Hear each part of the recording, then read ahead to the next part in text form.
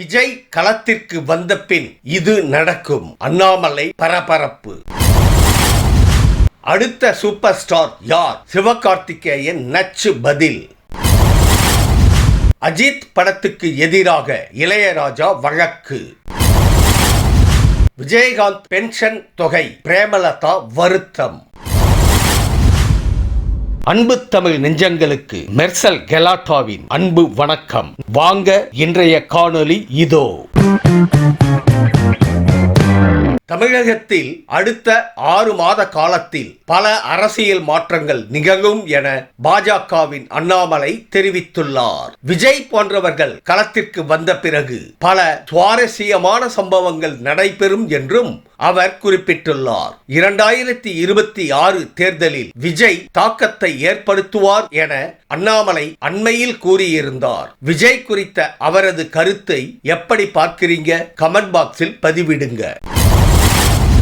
தமிழ் சினிமாவில் அடுத்த super star யார் என்ற கேள்வி இன்னும் ஓய்ந்த பாடில்லை. தற்போது சிவகார்த்திகேயனிடமும் இது குறித்து கேள்வி கேட்க எப்போதும் சூப்பர் ஸ்டார் ரஜினிகாந்த் மட்டும்தான் என பதிலளித்தார். ஏற்கனவே தனது ரோல் மாடல் ரஜினி என மதராசி பட விழாக்களில் அடிக்கடி அவர் கூறி வந்தார். அதே நேரம் துப்பாக்கியை கையில் கொடுத்த விஜய் பற்றியும் கேள்வி எழுப்ப இந்த கேள்வி சிவகார்த்திகேயனை சூழ்ந்தது என்பது குறிப்பிடத்தக்கது.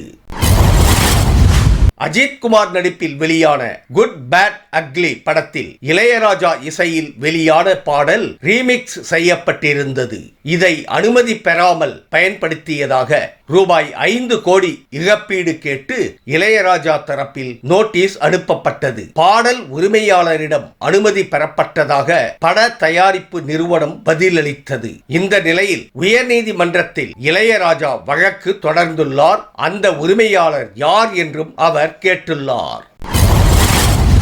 விஜயகாந்தின் 15,000 ரூபாய் சட்டமன்ற உறுப்பினர் பென்ஷன் தொகையை வைத்து இவர் என்ன செய்ய போகிறார் என இட்டுக்கட்டி பேசுவதாக பிரேமலதா வருத்தம் தெரிவித்துள்ளார். கேப்டனுக்கு மக்கள் கொடுத்த சம்பள பணம் நேரடியாக வள்ளல் விஜயகாந்த் அறக்கட்டளைக்கு செல்வதாகவும் அதன் மூலம் ஏழை எளிய மக்கள் பயன்படுவதாகவும் தெளிவுபடுத்தியுள்ளார். 2006 முதல் 2016 வரை தொடர்ச்சியாக எம்எல்ஏவாக இருந்த விஜயகாந்த் 2023 டிசம்பர் 28 காலமானார். முன்னதாக பிரேமலதா விஜயகாந்த் பென்ஷன் கோரி அரசிடம் விண்ணப்பித்திருந்தது குறிப்பிடத்தக்கது.